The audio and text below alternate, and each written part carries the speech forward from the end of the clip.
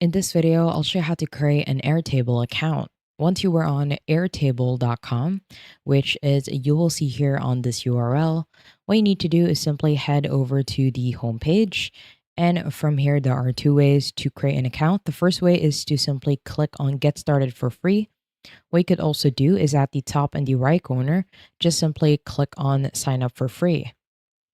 Now, once you click on sign up or get started for free, it will automatically take you to this area wherein you can create an account with a single sign in, a continue with Google, or continue with Apple.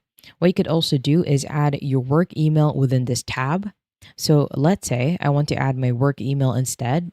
And once you have your email at the bottom, click on continue. And once you click on continue, it will ask you for your full name and a password. Now, once you have your password at the bottom, click on sign up. And once you are done, as you can see, you will be greeted with Omni.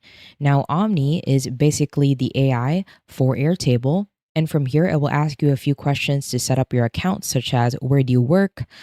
And from here, it will automatically ask you what it is that you want to build. Now, you can import a spreadsheet, you can change the suggestions, or just simply add the specific worksheet that you want to work with within this AI.